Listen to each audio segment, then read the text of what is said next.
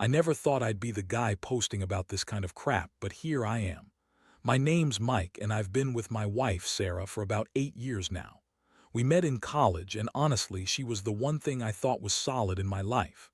She seemed perfect, smart, ambitious, a little bitchy sometimes, but that was just her being confident. I always thought she was kinda controlling, but I chalked it up to her being a strong woman.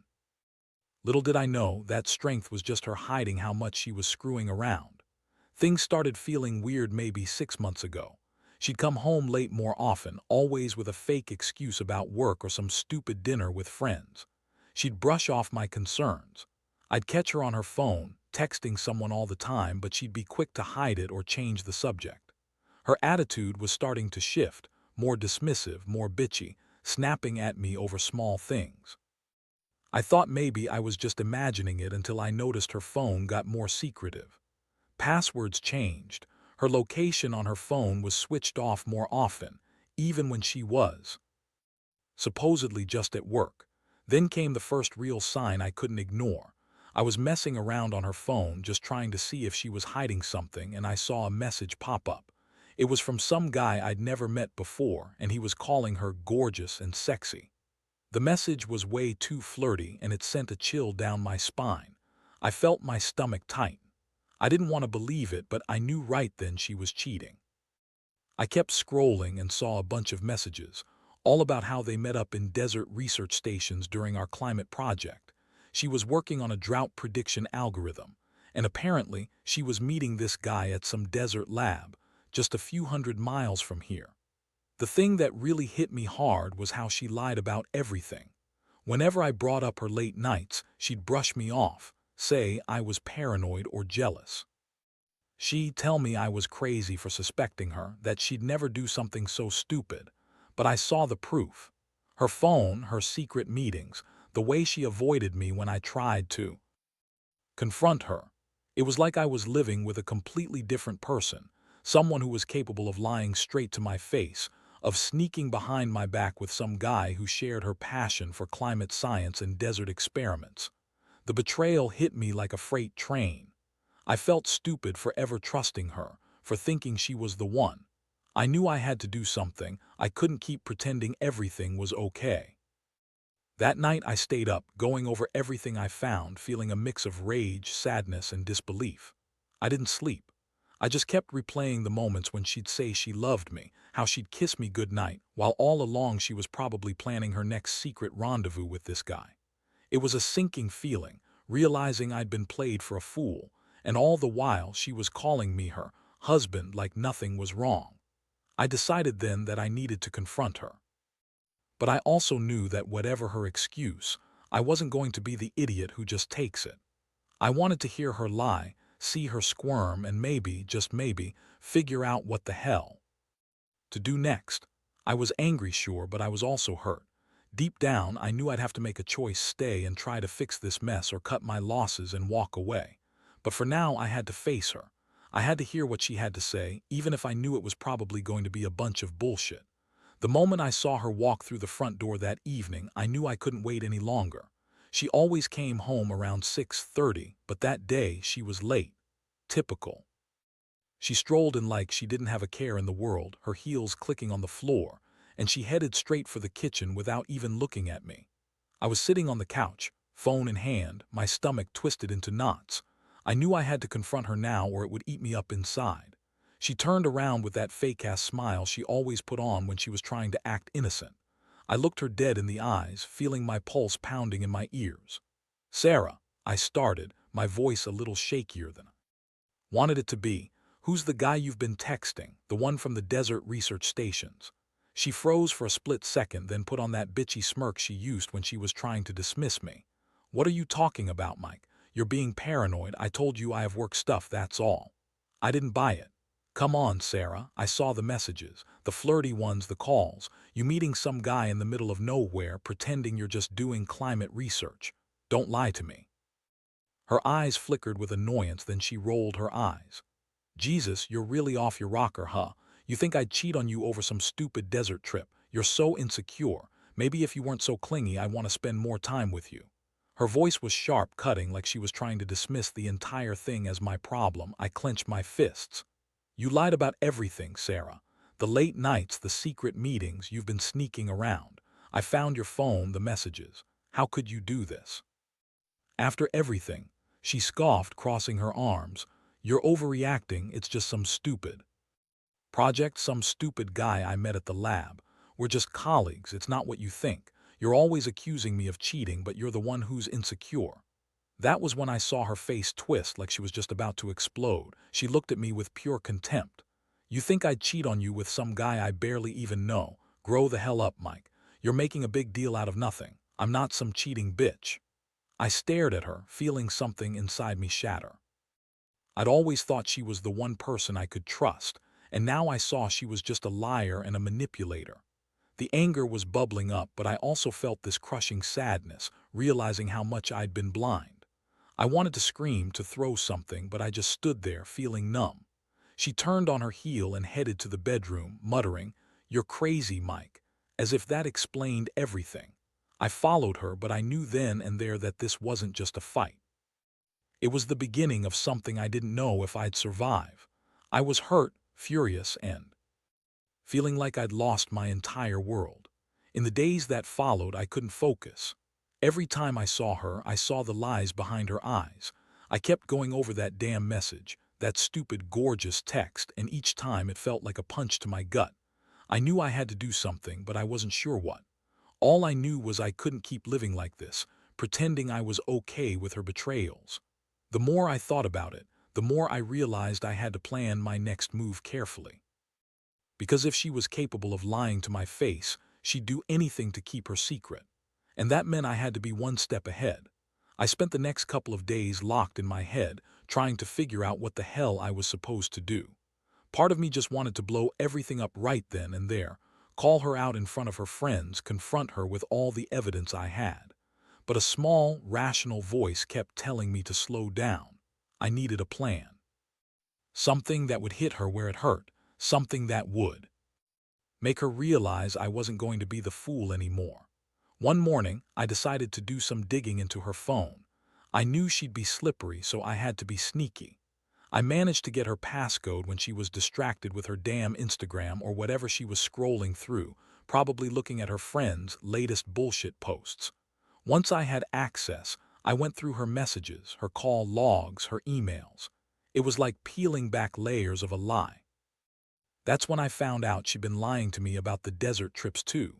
She told me she was working late, meeting with colleagues, trying to make our climate project look good. Turns out she was sneaking off in the middle of the night, meeting that guy, the one from those flirtatious messages, multiple times.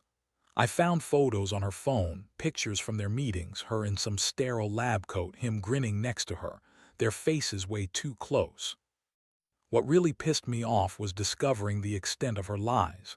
She'd even lied about the climate station meetings, saying she was at conferences or doing research. But I found receipts, hotel bookings, emails from some desert research station, even pictures of her alone in a tiny, dusty room with some shady guy. And she'd lied about their meeting being purely professional. Yeah, right.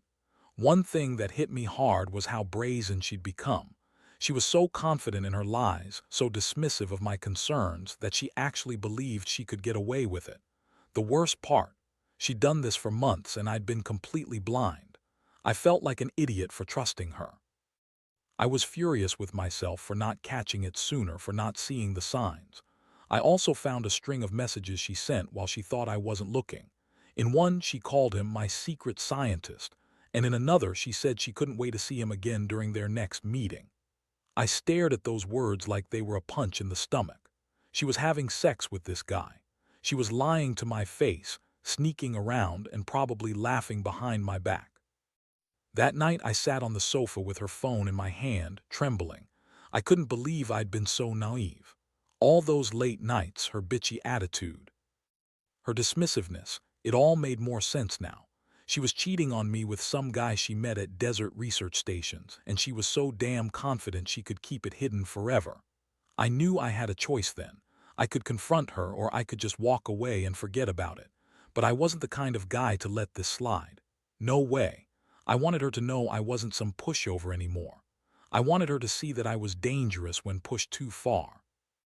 I needed to figure out my next move, how to make her see that I wasn't just going to sit back and take this betrayal. The thing with her was she could lie with a straight face, but she was also a real bitch when cornered. That's when I realized I had to be smart.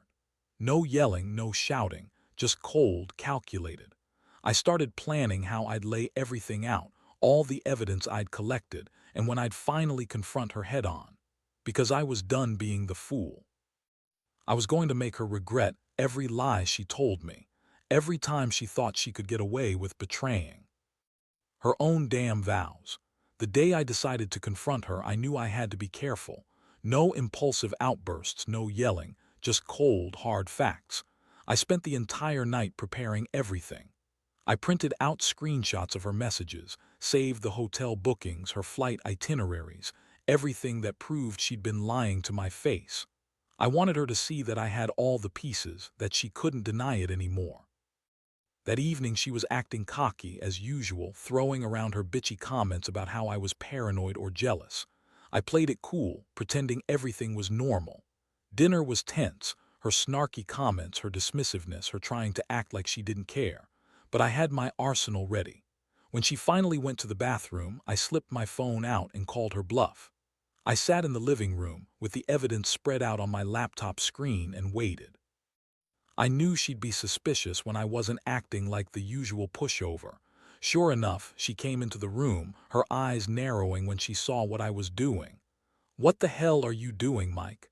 she snapped, trying to act innocent, but I saw the flicker of guilt in her eyes. I looked up at her calmly. "I found out everything, Sarah. The messages, the trips, the hotel receipts. You've been lying to me for months. You've been secretly meeting this guy in the desert, and I'm done pretending you're not a cheating bitch." Her face went pale for a second, then she started to laugh, a cold, dismissive laugh. "Oh, please, you're overreacting. I was just talking to some colleagues, doing research. You're imagining things as usual." I didn't flinch. I just kept scrolling through the evidence. "No, Sarah, it's not just some colleagues. It's some guy you met during our climate project, the one you lied about. You've been sleeping with him, haven't you?" That's when she finally lost the act. Her bitchy attitude turned into outright anger. "You're psycho. You think I'd cheat on you over some stupid project. You're so insecure. You don't even trust me anymore, do you? Maybe you're the one with problems." I looked her dead in the eyes.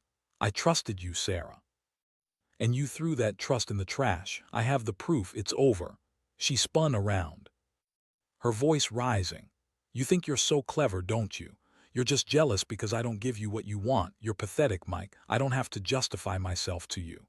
I felt a deep burn of rage, but I kept my voice steady. "No more lies, no more bullshit. You want to cheat? Fine. But don't come back here pretending you're innocent. I'm done." I stood up, feeling like the weight of her betrayal was finally off my shoulders, even if it hurt like hell. She stormed off into the bedroom and slammed the door. I stood there feeling hollow. I knew I had just crossed a line. I wasn't going back to pretending everything was okay anymore. I'd gathered enough evidence, enough truth to make her realize that I wasn't some naive fool. I was done being her backup, her fool, her sucker. That night I didn't sleep. I kept staring at the ceiling, replaying the betrayal, trying to understand how she could do this after all we'd been through. I'd always thought I was the one holding this marriage together, but now I saw it was just an illusion. She was the one who threw it all away with her lies and her slutty desert meetings. The next day, I knew I had to make decisions. I wasn't going to stay and be some fool for her to walk all over. I had to figure out if I wanted to fight for this or just cut my losses. But one thing was clear. I was never going to trust her again. Not after this. And I sure as hell wasn't going to let her get away with lying, cheating, and sneaking around behind my back. That's when I realized I'd have to be the one to take control. No more Mr. Nice Guy. After I confronted her, the house felt colder, more silent than ever. I knew this wasn't going to blow over quickly. She sat in the bedroom, probably fuming or trying to come up with some bullshit excuse, but I didn't want to hear it. I had enough. I needed to think clearly about what I was going to do next, whether I was going to stay and try to fix this mess or just walk out and never look back. For the first time in years, I felt a strange sense of clarity. All those nights of her bitchy attitude, her dismissiveness, her sneering accusations, everything was finally out in the open. I wasn't blind anymore. She had been cheating on me with some guy in the desert and she was trying to hide it. But I had the proof now and I wasn't going to let her lie her way out of it again. It hit me hard, though. The betrayal wasn't just about some affair. It was about trust, about the fact that I'd been stupid enough to ignore all the warning signs. I replayed all those little moments, her sudden mood swings, her secretive phone habits, her dismissive attitude whenever I asked about her work. It all added up to one thing: I'd been a fool and she'd been lying to me the entire time. I decided I needed to take control of the situation. I called my lawyer, asked about my options. I knew I wasn't just going to kick her out and pretend everything was fine. I wanted to do it right. I wanted her to see that I was serious. I wasn't just some guy who got cheated on and rolled over. I was going to make her regret every lie, every sneaky meeting, every fake smile she'd thrown my way. While I was on the phone, she tried to come out of the bedroom, acting all innocent. She looked at me with those fake, bitchy eyes, and I felt a wave of pure disgust. I told her to stay in there, that I needed some space. She rolled her eyes but didn't argue. That moment, I knew I had to follow through. I couldn't keep pretending things would magically get better. Over the next few days, I gathered everything: the evidence of her cheating, her lies, her secret trips, even her porn stash of texts and photos. I wasn't going to leave anything to chance. I knew she'd try to lie her way out of it if I confronted her again, so I planned my move carefully. I was going to lay everything out on the table, make her realize I was serious. My biggest fear: that she'd play the victim, cry, or beg me to stay. But I was done. I'd already lost respect for her, and honestly, I was just waiting for her to slip up again or try to manipulate me. I didn't want to be that guy who keeps forgiving because love makes him stupid. No, I was done being naive. This betrayal had opened my eyes, and I knew the only way forward was to cut her loose and move on. So, the day came when I finally told her I was serious about ending this. I sat her down, told her I knew everything, and that I wasn't going to be her fool anymore. Her bitchy attitude disappeared for a moment, replaced by a mixture of anger and shock. She tried to deny everything again, but I just pulled out my phone and showed her the proof. Her face turned white as she realized I wasn't bluffing. That was the moment I knew I'd won, at least in my mind. She was caught, exposed, and there was nothing she could say to spin her way out of it. I told her she better pack her bags and leave, that I wanted nothing more to do with her. It was one of the hardest decisions I'd ever made, but I knew it was the right one.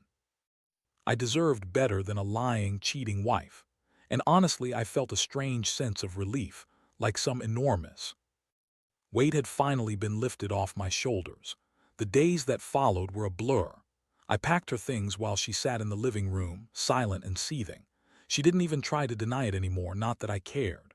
Watching her pack her bags, I felt a strange mixture of anger, relief, and a deep sadness I couldn't quite shake. I had given her every chance to come clean, to own her mistakes, but she'd chosen to lie, cheat, and manipulate her way through it all. That's why I was done. When she finally left, she threw a parting shot. Some bitchy remark about how I was overreacting, that she'd find someone better, that I'd regret losing her. Honestly, I didn't care. She'd already lost me the moment I found out she was screwing around. That moment I realized I'd been living with a lie, with someone I thought was my partner but was really just a sneaky, selfish bitch. Living alone now isn't easy, but honestly, it's better than the constant tension and lies. I've started focusing on myself, on fixing the mess she left behind. I've cut out all the toxic bullshit and started working on rebuilding my confidence.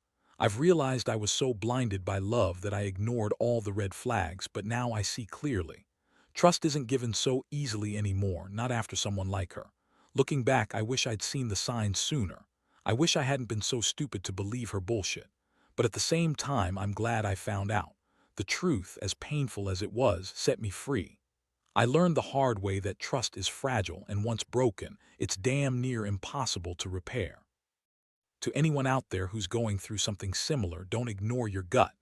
When someone shows you who they are, believe them. Don't let love blind you to the lies and betrayal. It hurts like hell, but you're better off alone than living with someone who doesn't value you. I may still feel the pain, but I know now that I'm stronger without her. So yeah, that's my story. It's raw, it's real, and it's a reminder that sometimes the biggest betrayals come from the people we trust the most. Live and learn. And never, ever ignore the signs.